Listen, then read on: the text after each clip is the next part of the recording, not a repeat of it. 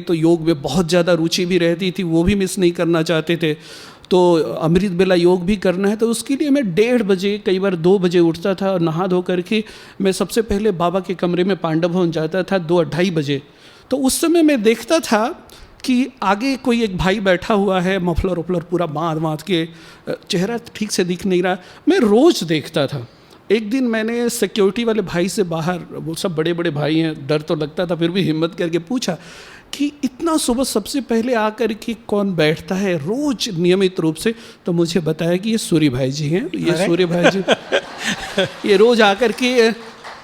हम आपसे ये जानना चाहते हैं कि आपने, अभी तो खैर आपके पास सेवाओं का इतना स्कोप है कि शायद अपने लिए समय कम मिलता होगा, लेकिन तब आपने बहुत साधना की है, बहुत कठोर साधना की है, तो थोड़ा सा उसके बारे में आप बताएं। बाबा के कमरे में बैठने का भी नियम नहीं था ना, उसको योग कक्ष बनाया गया था। और बाबा व्यक्त हुए थे तो बहुत सारी जो पुरानी बहनें थी वो वहाँ जाते हुए थोड़ी सी हिचकती थी, क्योंकि उन्हें बाबा की सारी बातें याद आती थी। तो लेकिन मुझे आकर्षण होता था कि मैं बाबा के कमरे में जाऊं। तो मैंने 3 बजे उठा और उधर से ही जाना होता था, बहनें सोई होती थी, थोड़ा डर भी लगता था, बहनें सोई हैं।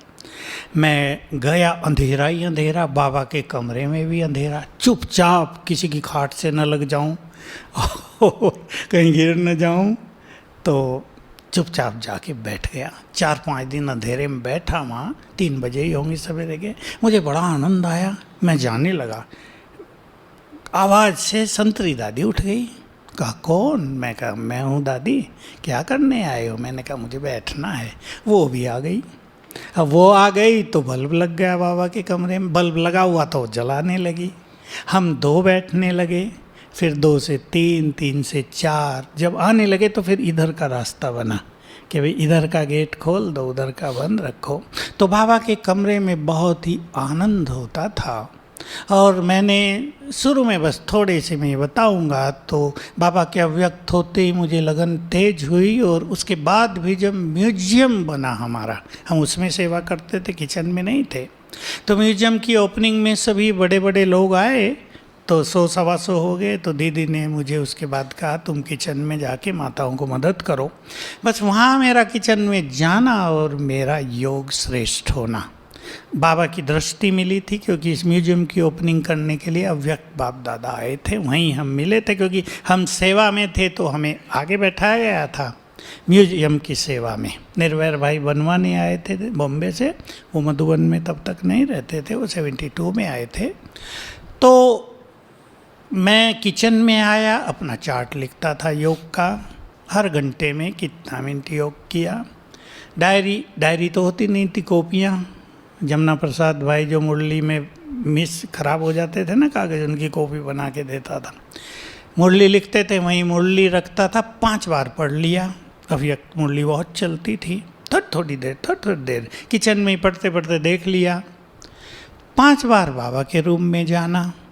हालांकि हंसी की बात सुनाऊं, हमारी लच्छू दादी डांटती थी हमें, क्योंकि कपड़े किचन के होते थे रंगीन, पैर भी थोड़े से ऐसे वैसे, उसकी सफ़ेद चादर ख़राब कर देते थे हम। कहती थी मैंने धो के अभी बिछाई थी, तुमने सारी ख़राब कर दी है। मैं कहता था दीदी मैं धो दूँगा, कोई बात नहीं। फिर हम पैर धो धा के जाने लगे। तो ये 5-5 बार जाने से लिंक बन गया, बहुत अच्छी एकाग्रता का अभ्यास हुआ। और मैं कई बार सुनाया, मैं तभी योग दर्शन में वो पढ़ के आया था कि अगर कोई मनुष्य 32 मिनट तक एकाग्र कर ले अपने मन को, तो उसको मनचाही सिद्धियां मिल सकती हैं। तो मैंने उसको अपना लक्ष्य बनाया था। अब एकाग्रता कहाँ करनी है ये अब तो हमें पता था, आत्मा पर, बाबा पर।